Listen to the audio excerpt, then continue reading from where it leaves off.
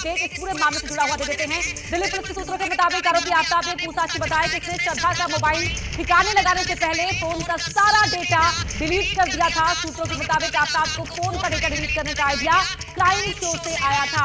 Data delete करने के बाद आफ्ताब ने श्रद्धा के मोबाइल को ठिकाने लगाया था और उसे यह आइडिया मिला था क्राइम शो देखने के बाद। इस वक्त की बड़ी खबर आपको बता रहे हैं।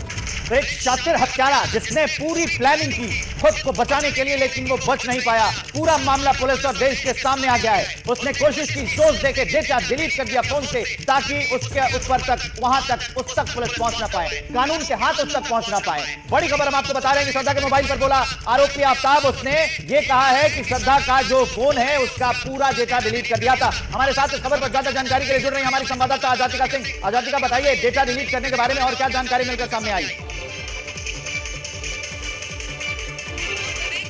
जानकारी अब तक आई है कि उसने सारा डेटा डिलीट कर दिया था। अब तक आफ्ताब से जितनी भी पूछताछ हो रही है, उसने पुलिस को बाकायदा गुमराह करने की पूरी कोशिश करी है, पुरजोर कोशिश। जब भी उससे पूछताछ करी जा रही है, वो कभी ये बोलता है कि मैंने श्रद्धा का फोन मुंबई में फेंक दिया, कभी बोलता है कि मैंने दिल्ली में फेंक दिया।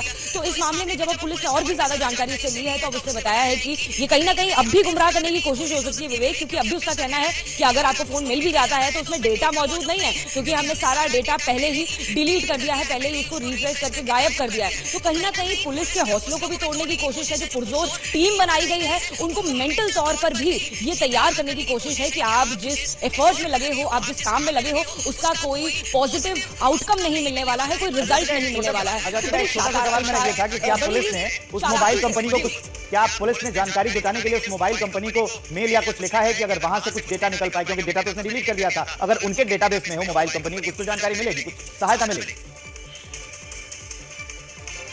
जी बिल्कुल विवेक, देखिए सिर्फ मोबाइल कंपनी को ही नहीं बल्कि जो डेटिंग ऐप उसने इस्तेमाल किया था यानी बम्बल, उनको भी पुलिस ने चिट्ठी लिखी है, मोबाइल कंपनी को भी चिट्ठी लिखी है और पूरी कोशिश इस तफ्तीश में की जा रही है कि बैक स्टोरी में जाया जाए। जहां जहां सबसे पहले वो गया है हिमाचल में, उत्तराखंड में, वहां पर उसकी दोस्ती बद्री से भी हुई है। उस दौरान भी बद्री से कितने कॉन्टैक्ट रहे हैं, क्या कुछ बातचीत हुई है, क्या बद्री का तो उन तमाम लोकेशन पर जाना जरूरी है और साथ ही हथियार जिसे कत्ल हुआ उसको ढूंढने के साथ साथ श्रद्धा का मोबाइल मिलना भी इस पूरे केस के लिए बेहद जरूरी है।